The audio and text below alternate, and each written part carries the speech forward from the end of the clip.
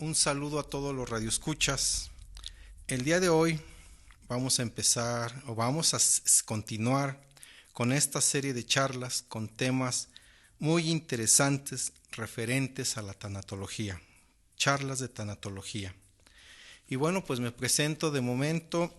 Estoy aquí acompañándolos. Mi nombre es Arnulfo Gómez, soy ingeniero y tanatólogo. En un momento más estará con nosotros Nati. Vamos a empezar con la frase.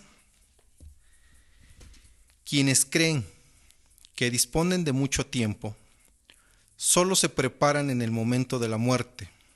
Entonces los desgarra el arrepentimiento. Pero, ¿no es ya demasiado tarde? ¿Qué observación sobre el mundo moderno podría ser más escalofriante que la de que casi todos mueren sin estar preparados para la muerte, tal como han vivido sin estar preparados para la vida? Padmasambhava. Bueno, el día de hoy vamos a continuar con nuestro tema que ha creado polémica y pues creo que es necesario que continuemos, que es los duelos, la pérdida de un ser querido. Y pues la semana pasada estuvimos pues tratando el tema del duelo en las etapas de la vida y ya llegamos a algunas de ellas y vamos a regresar a lo que es la etapa del duelo en el adulto y en el anciano. Quiero agradecer de antemano a Magdalena Pérez Trenado, terapeuta española, de la que estoy tomando algunos textos para comentarlo con ustedes. Algo que está muy presente en este tipo de duelos es el que uno se tiene que adaptar, o la familia se tiene que adaptar a un medio en el que el fallecido está ausente. Adaptarse a un nuevo medio significa cosas diferentes para personas diferentes, dependiendo de cómo fuera la relación con el fallecido y de los distintos roles que desempeñaba. La realización de esta tarea lleva consigo muchos cambios a los que la persona superviviente debe enfrentarse.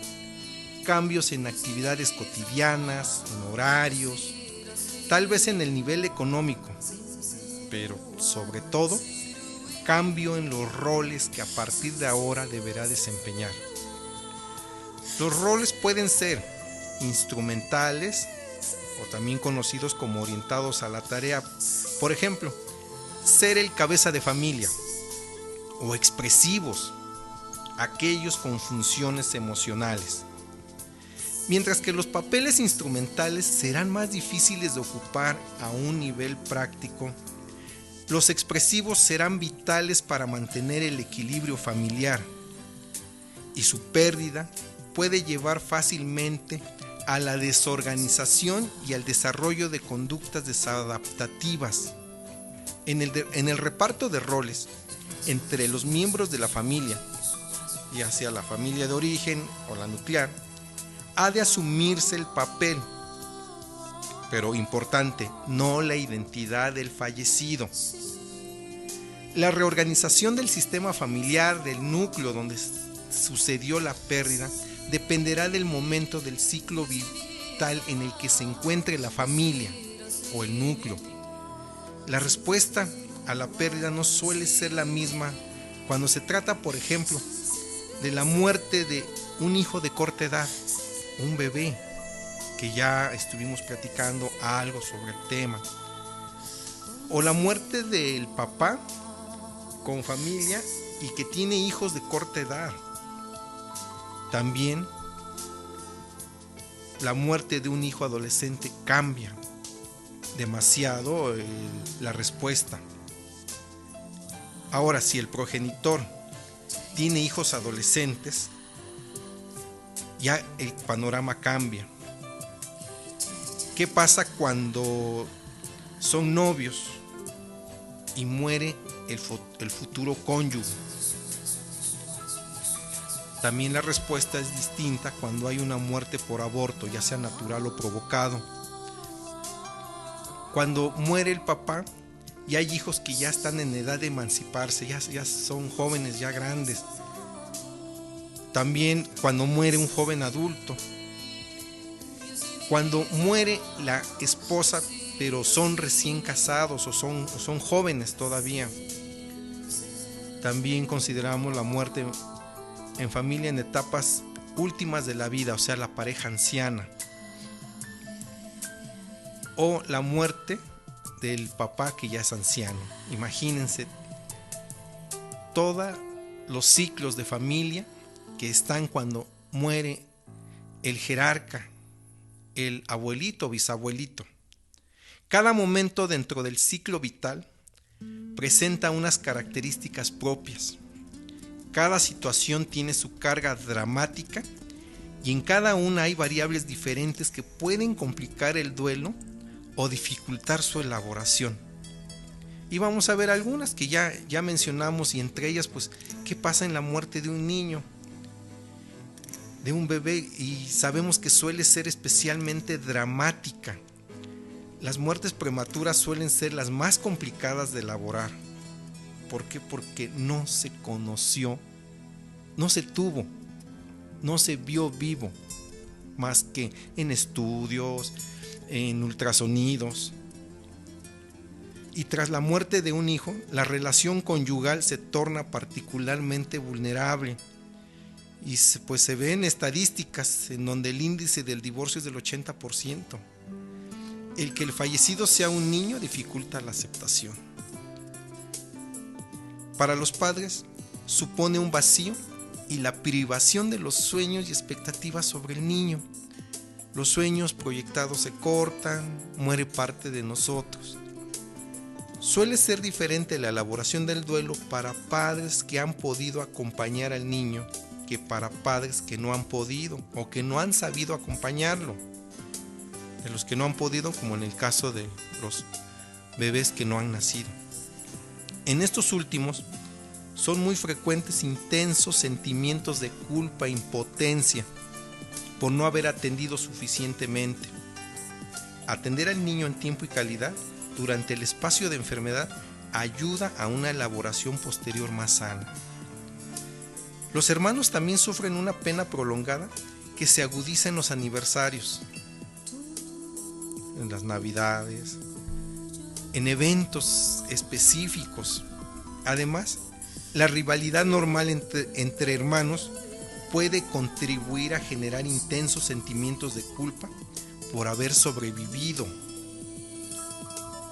Y sobre todo en aquellos cuando hubo un conflicto, hubo una pelea por algo, por un juguete, por un viaje, por lo que ustedes quieran y manden, que se anticiparon a apagar las velitas. A veces son nimiedades, pero que los hermanos empiezan a sufrir porque muchos de ellos dicen: fue por mi culpa, yo se lo deseé. En aquellos casos en los cuales los padres están entregados a su propia pena, los hijos experimentan una doble pérdida, porque además de perder al hermano, están perdiendo a los papás. Ellos están ahí sumidos en su duelo.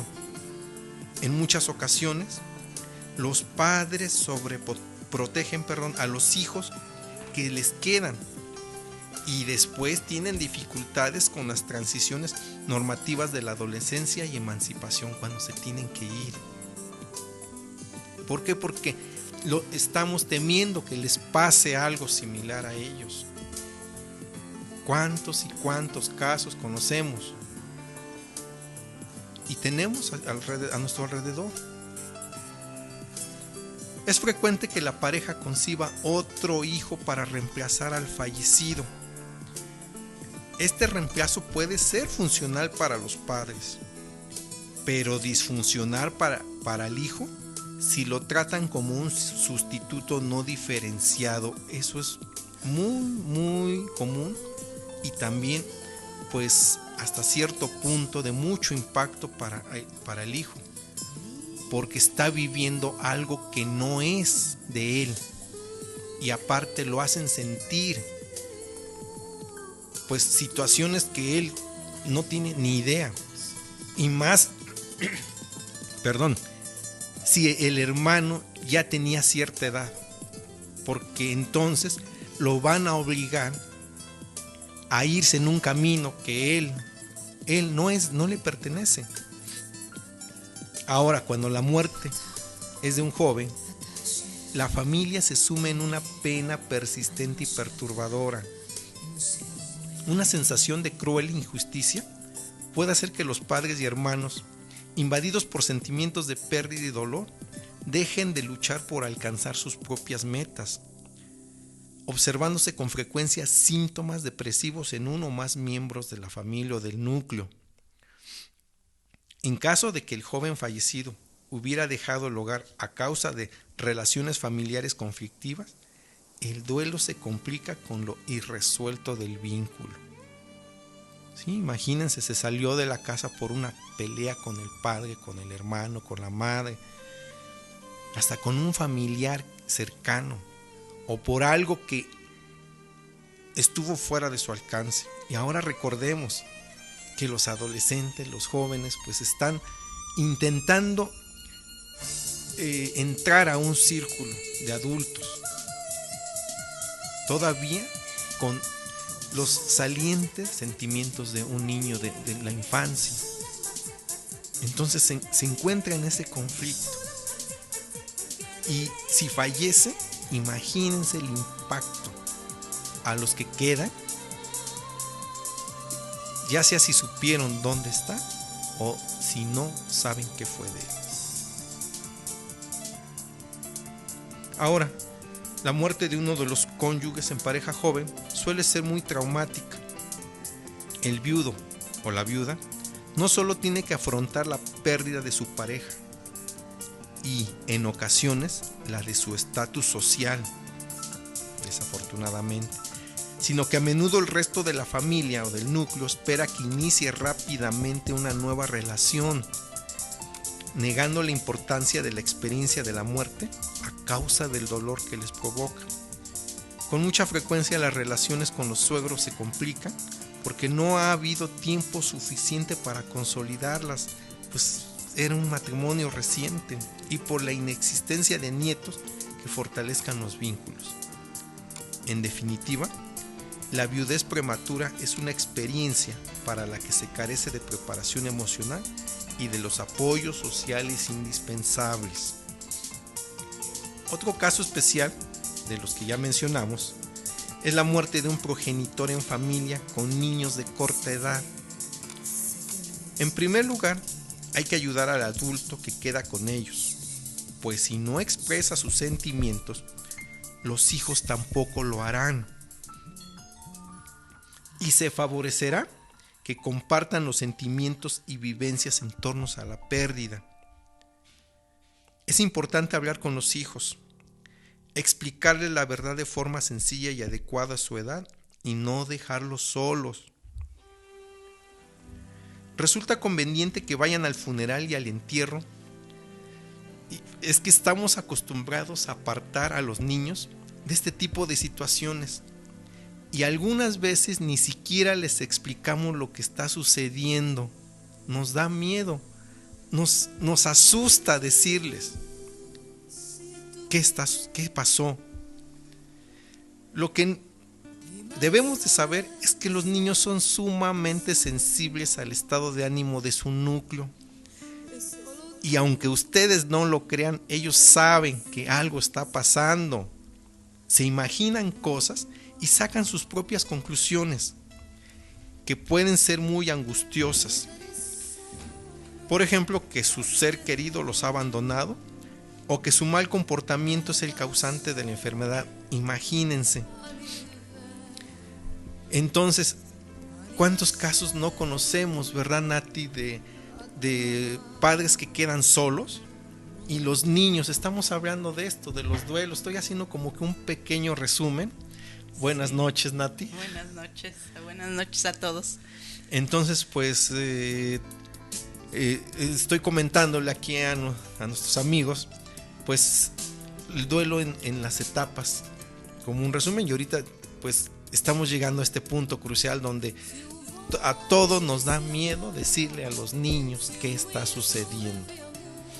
Así es, incluso hace, no sé, unos 2 años atendimos un caso de una familia que había perdido al abuelo, y precisamente venía pensando en ese caso porque, pues si recuerdan, estábamos hablando la semana pasada sobre los adultos, ¿no? Los adultos jóvenes, maduros, etcétera. Y decíamos cómo toman los adultos, o cómo tomamos los adultos los duelos, ¿no? ¿Qué pasa para nosotros, o qué cosas, qué situaciones pasamos?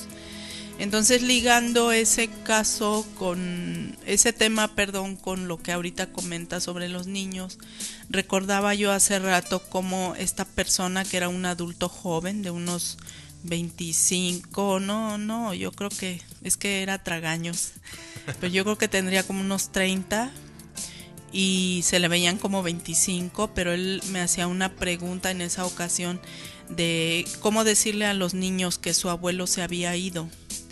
Y entonces yo le estaba comenzando a responder, le decía pues que a los niños no hay que decirles mentiras, que hay que hablarles con la verdad, aunque no toda la verdad, no se debe de decir todos los detalles, ya lo hemos comentado.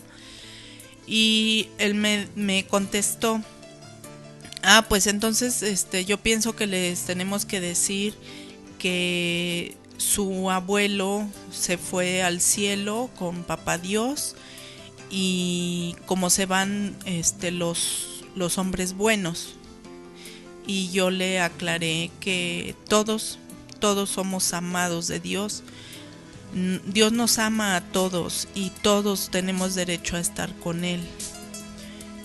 Cosa que le molestó, ¿verdad? Un poco, se vio su molestia.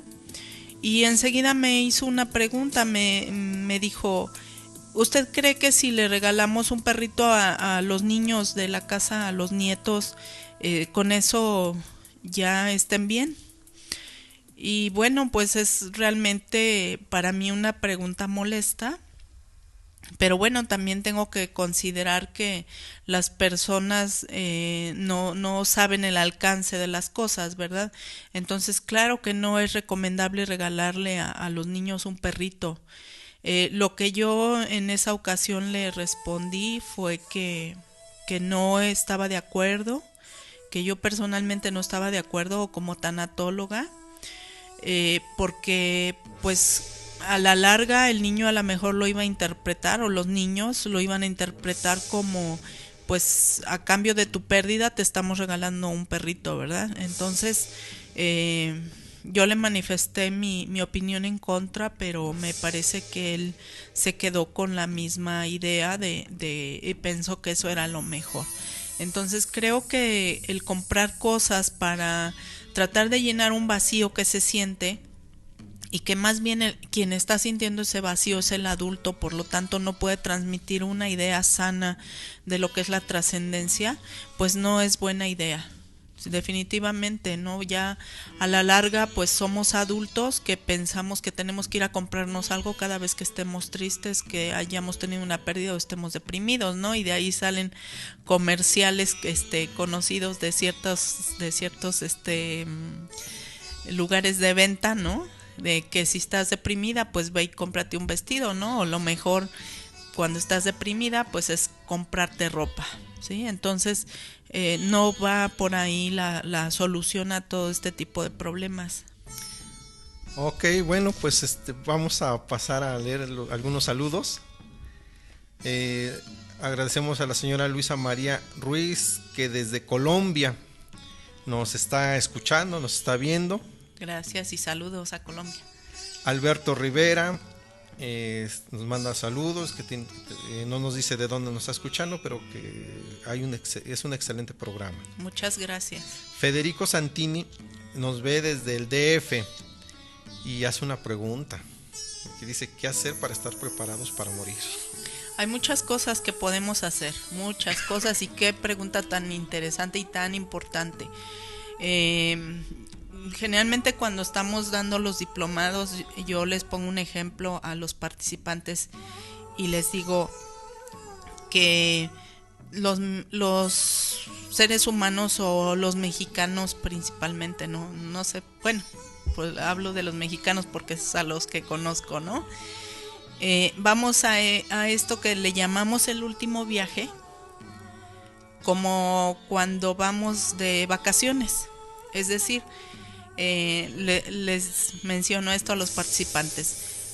La gente en Europa, cuando va a viajar de vacaciones, primero averigua pues sobre ese lugar a donde va a ir. Si va a venir a México, un europeo, compra revistas sobre México y empieza a averiguar qué hay, ¿sí? Bueno, cuántas horas va a ser de viaje, qué necesita traer, qué clima hay en esa temporada, qué necesita traer de ropa para ir a ciertos lugares. Elige desde allá a dónde va a ir, qué va a visitar, ¿sí? A qué tipo de eventos se va a inscribir, ¿sí? Todo eso lo prepara desde allá y lo preparan con meses de anticipación. De tal manera que cuando vienen no pierden el tiempo en a ver a dónde voy, en qué habrá aquí, a dónde habrá de comer. No, ellos ya traen un plan, ya traen un itinerario de lo que van a hacer. Nosotros, cuando vamos de vacaciones, no, pues me voy a ir a tal parte, ya tengo mi boleto y es todo lo que preví, ¿sí? Y no averiguamos qué hay en ese lugar, qué comida, qué clima, etcétera, qué atractivos turísticos. No averiguamos casi nada. Resulta que nos vamos al aventón, perdemos mucho tiempo en estar eligiendo a dónde vamos a ir ese primer día, ¿sí? ¿Qué habrá por aquí? ¿No? Nos preguntamos, ¿qué habrá por aquí? No, pues voy a preguntarle al señor de la esquina o al de la gasolinera, oiga, ¿qué puedo visitar? ¿Sí? Incluso a mí, ahora que fuimos a Pachuca en diciembre, en la central camionera me abordaron unas personas, en una familia, y me preguntaron, oiga, ¿qué puedo visitar aquí en Pachuca? ¿No? Entonces, pues fue difícil también porque pues yo, pues como de momento, ¿no? Así, de momento es una pregunta, y luego que ya nosotros tenemos 4 años acá en Jalisco, pues ya se me borra de la mente, ¿no? Que pueden visitar. Entonces así vamos a las vacaciones y sin saber qué vamos a ver, qué podemos disfrutar, qué eventos, qué espectáculos, algo, ¿no? ¿Qué vamos a comer? Si eso que vamos a comer nos va a hacer daño, cómo elegir una comida más adecuada a nuestro tipo de metabolismo, digestión, no sé. O costumbres. Así es. Y así, al aventón nos fuimos. Y de regreso, pues cuando platicamos con nuestros amigos a dónde fuimos, esos amigos nos preguntan, oye, ¿fuiste a tal parte? Y nos quedamos con cara de, ¿a poco eso existe allá?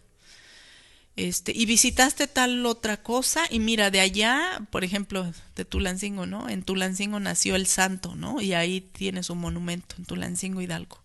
¿Fuiste a visitar el monumento? O el ferrocarril, lo que eran las instalaciones del ferrocarril, ya las convirtieron en museo, ¿fuiste? Y así, entonces nos hacen preguntas y ya es cuando nos damos cuenta de qué cosa nos hemos perdido en esas vacaciones. Bueno, pues imagínense que es exactamente lo mismo cuando vamos a trascender. Vamos a vivir una experiencia que puede ser maravillosa, dice la doctora Kubler-Ross, que es una experiencia, la mejor de todas las experiencias, es de la cual podemos obtener mucho aprendizaje, incluso es la que más nos va a aportar aprendizaje en nuestra vida, precisamente el momento de nuestra trascendencia, y no nos preparamos, no sabemos qué, le tenemos mucho miedo, por lo tanto evitamos el tema, y sin embargo es una experiencia maravillosa. Nosotros hemos estado junto a personas que están a punto de trascender, y personalmente he salido con lágrimas de esos lugares por toda esa energía que se siente, toda esa maravilla que hay detrás de este proceso de trascendencia. Y es de verdad maravilloso y es un regalo para nosotros los tanatólogos poder acompañar a las personas. Ahora, por último, ya los monjes tibetanos se preparan toda la vida para la trascendencia, porque saben que es el momento crucial para dejar de renacer. Saben que es un momento crucial, el más importante.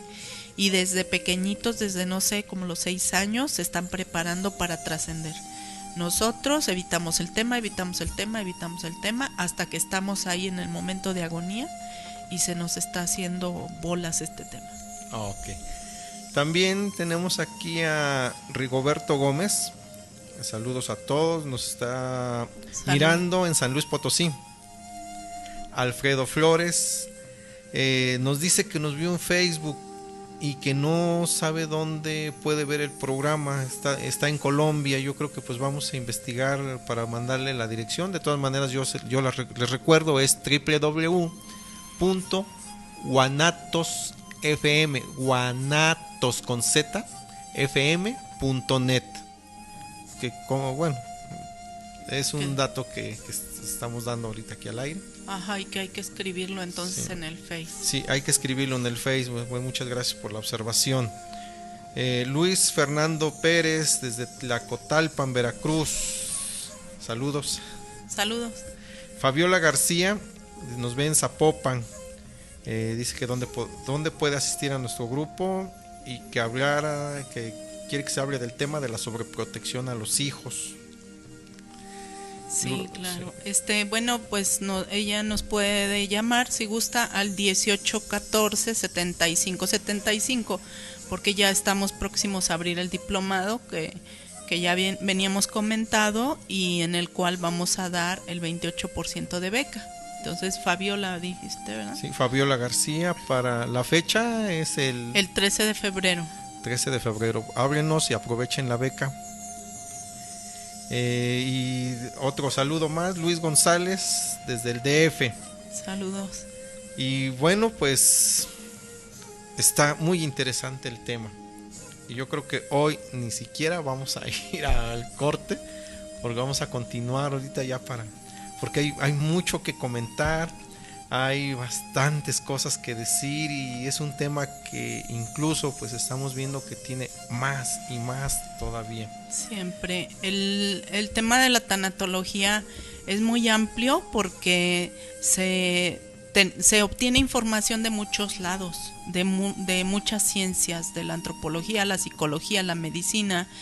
También se obtiene información de los libros sagrados, que algunos vienen de las religiones, otros vienen de otras fuentes. Entonces hay mucho que hablar y un diplomado no nos alcanza para abarcar todos los temas. Realmente siempre les decimos a los participantes, esto es la introducción a todo lo que hay. Claro que eso no significa que los dejemos con una introducción, sino que les enseñamos muchas cosas. Sí, así es. Y ahorita volviendo ya al tema de los duelos, que estábamos hablando ahorita de los hijos, imagínense, me comentaba una persona que pues está viviendo un duelo de su tía. Entonces, esta tía pues gozaba del cariño de los nietos porque ella también así lo demostraba. Y uno de los hijos de esta persona, pues muy triste, y como todos pues rehuyéndole al hijo para no decirle qué había pasado con la tía. Y en estos días le dice el hijo: oye papá, ¿cómo ves si me clavo un cuchillo para alcanzar a mi tía? ¿De qué edad? El niño entre 5 o 6 años. Esas reacciones tienen mucho que ver con cómo reaccionamos los adultos. Sí, y entonces aquí pues la persona pues me dice, es que con lágrimas en los ojos me decía, pues es que ¿qué le digo? ¿Qué opción? Yo lo único que le dije, bueno, pues no lo tomes así, cállate. Es la respuesta tradicional. No entendí. Sí, o sea, él le dijo al niño, o sea, no digas eso, cállate. Y tú le dijiste que no le contestara así. Sí, así es. ¿Qué otra cosa se puede contestar, Nati? Hay que trabajar con ese papá. Hay que trabajar mucho. Bueno, ya lo estás haciendo, disculpa. Sí. En esos casos hay que trabajar mucho. Hay que saber qué es lo que está pasando con la familia, porque los niños están viendo a todos, viendo cómo reaccionan. Los niños están muy alertas a lo que está pasando. Los niños, ya lo había dicho, no son poco inteligentes, tienen su inteligencia normal.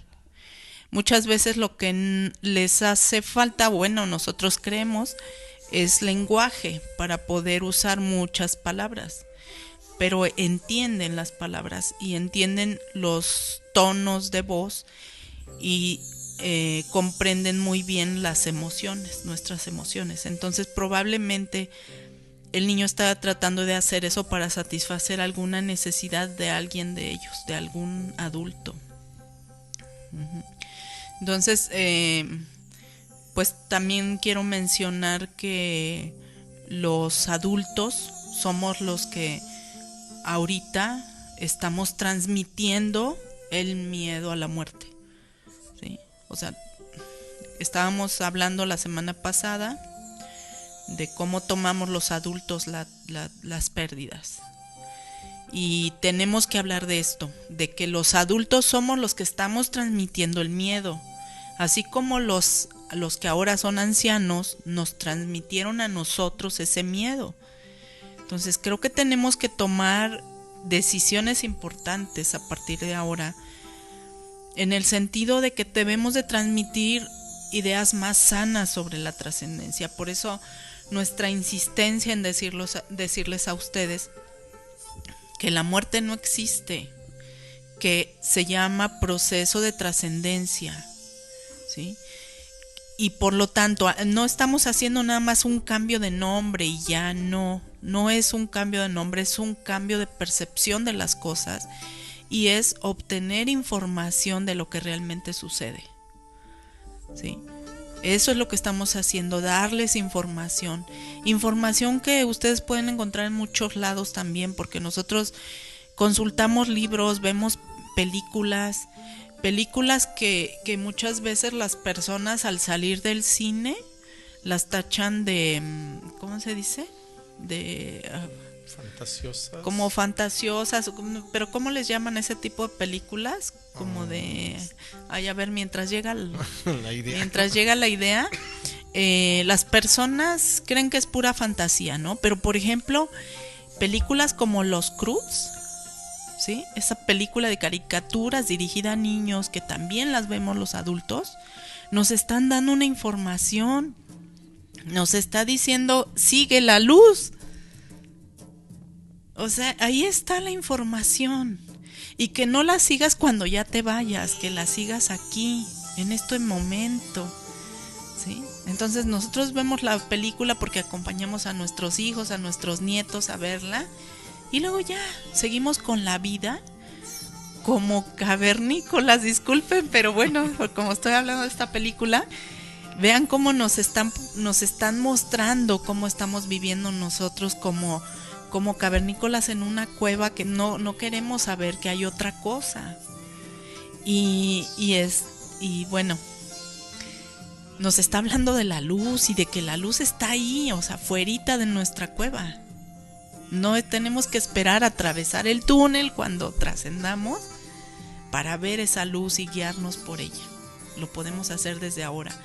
Entonces esta es una invitación para que nosotros también veamos la luz en relación a la trascendencia. ¿La palabra que estábamos buscando es esotérica o...? No, es...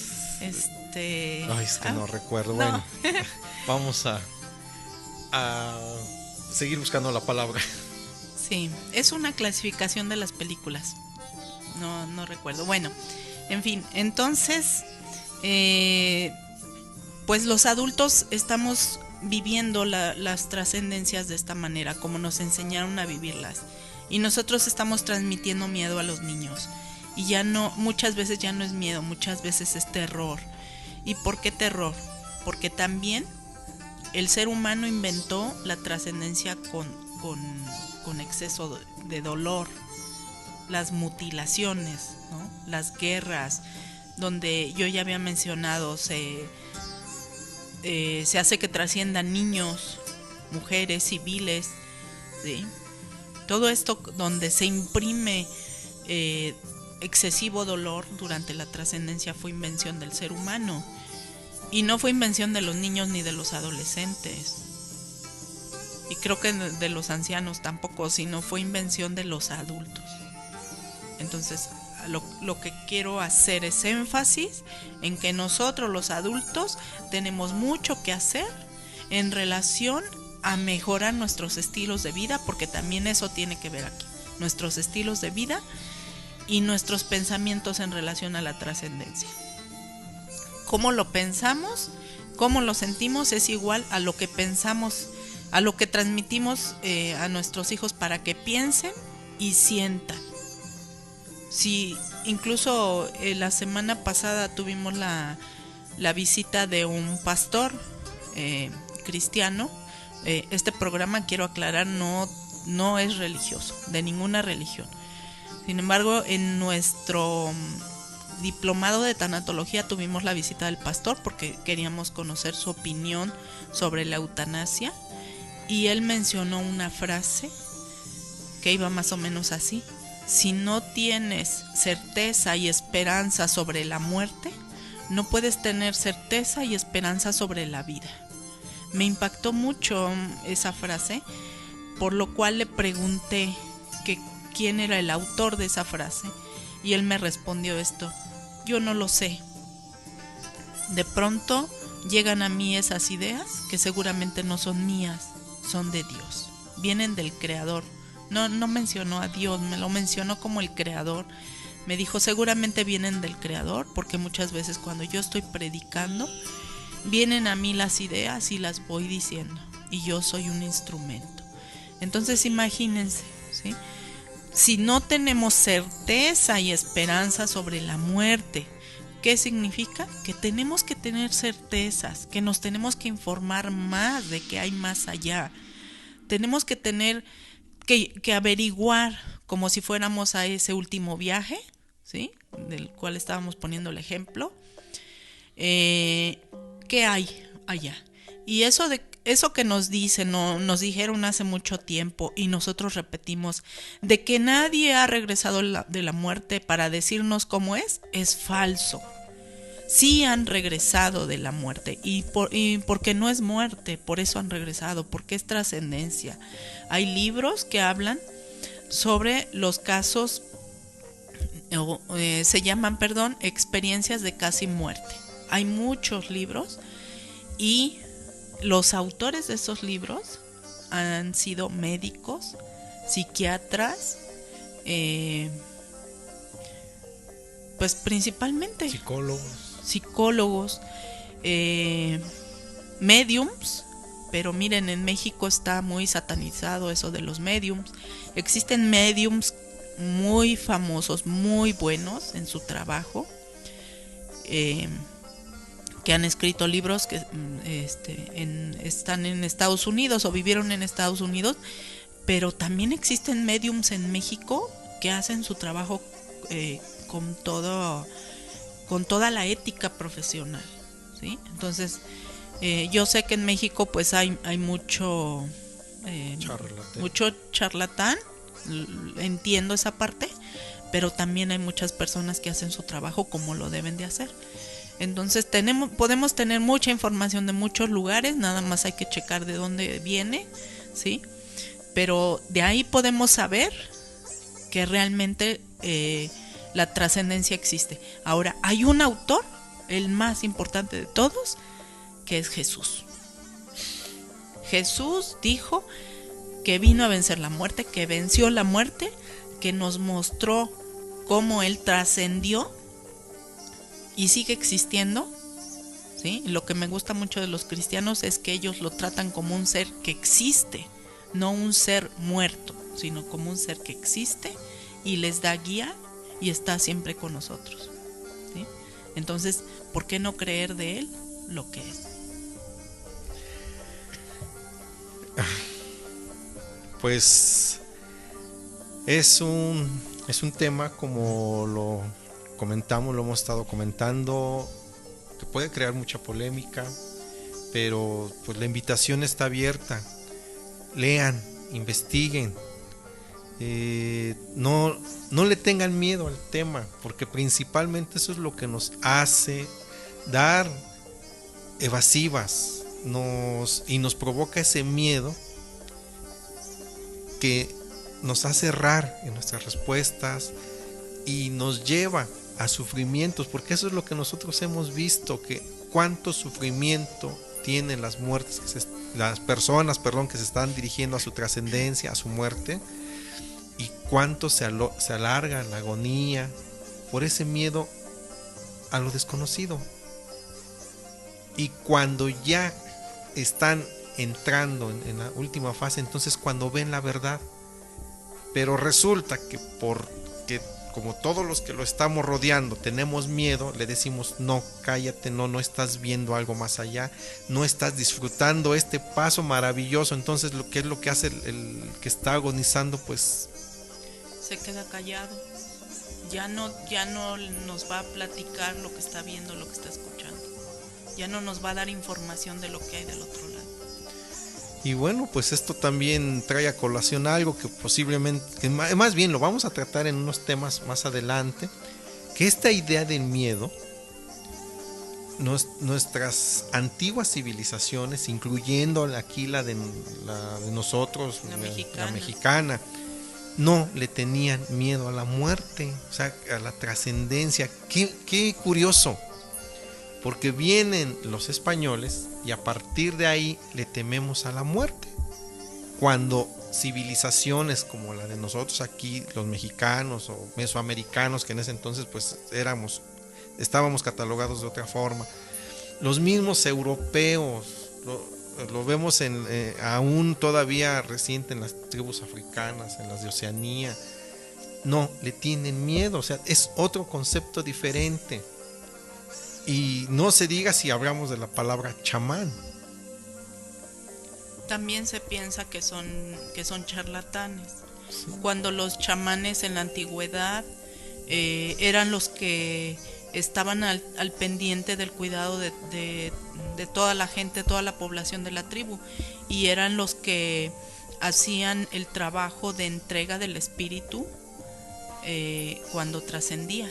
También se dedicaban a ser parteros, eran los hombres medicina, ¿sí? Y entonces ahora también está satanizado el trabajo del chamán. Sí, y creo, Nati, que es un tema para uno o varios programas más adelante, el hablar de esto que sucedía hace muchos años. Sí. En fin. Bueno, pues vamos, hay otro saludo de Manuel Vélez, que nos dice que nos ve de Puebla. Saludos. Y bueno, pues, ¿qué más les podemos decir? Ya no sabes ni por dónde seguir. Ya ni por dónde seguir. Es tan amplio el tema.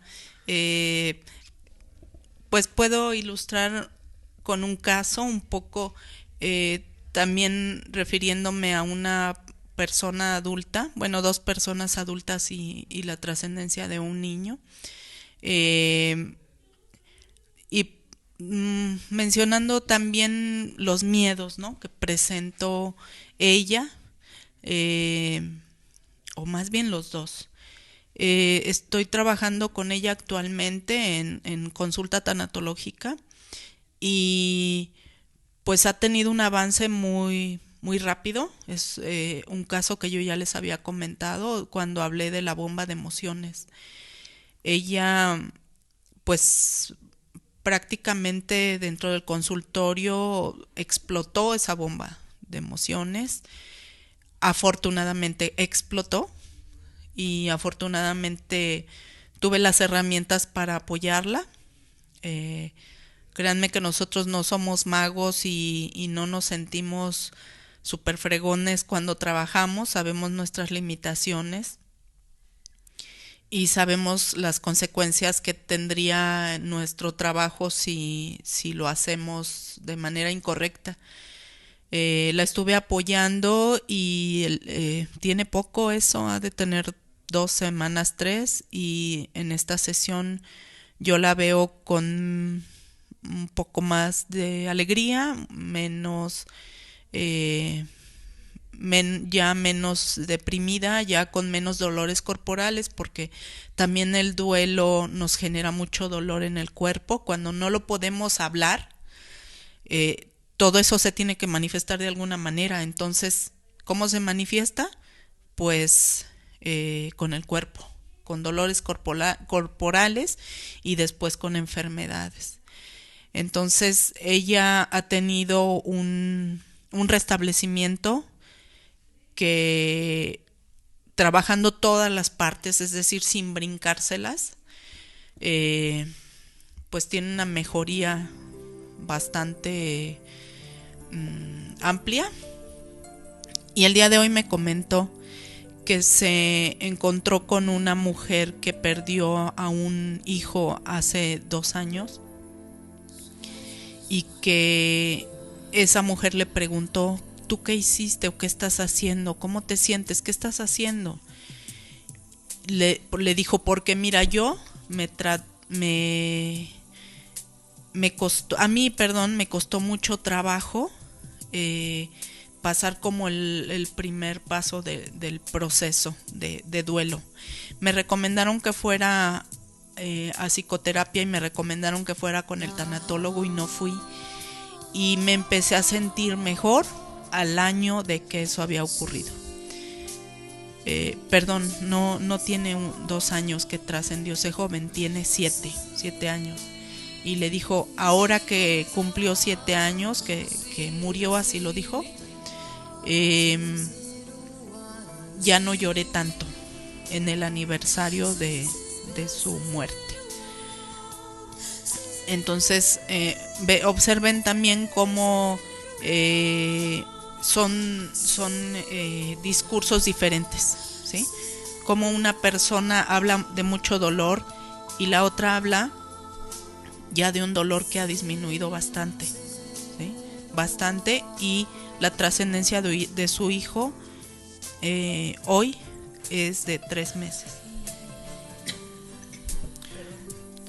Entonces, lo que tenemos que aprender es a recolocar emocionalmente al fallecido, al que trascendió, y continuar viviendo reintegración en otras relaciones y metas e intereses en la vida. Después del proceso de duelo, así va a ser. Así va a ser. Ok, bueno, pues amigos, pues el tiempo se nos está agotando y quiero comentarles rápidamente, nosotros pertenecemos al Centro Tanatológico de Medicina Alternativa, el Hostal de Los Ángeles, Sociedad Civil. Y nuestros teléfonos para que aquellos que quieran contactarnos, con mucho gusto los atendemos: 01 33 18 14 75 75, 33 14 94 13 43, 33 17 94 36 64, ya me lo aprendí. Nuestras redes sociales: el Hostal de Los Ángeles, Guadalajara. Perdón, es que un poquito la garganta. Y Tanatología Guadalajara. Ok, recuerden que estamos por aperturar el siguiente diplomado de tanatología. Es nuestra sexta generación, el próximo 13 de febrero. Por favor, háblenos, hay becas para todos. Voy a decir la frase ya para salir: quienes creen que disponen de mucho tiempo solo se preparan en el momento de la muerte, entonces los desgarra el arrepentimiento. Pero ¿no es ya demasiado tarde? ¿Qué observación sobre el mundo moderno podría ser más escalofriante que la de que casi todos mueren sin estar preparados para la muerte tal como han vivido sin estar preparados para la vida, Padmasambhava. Los esperamos la próxima semana.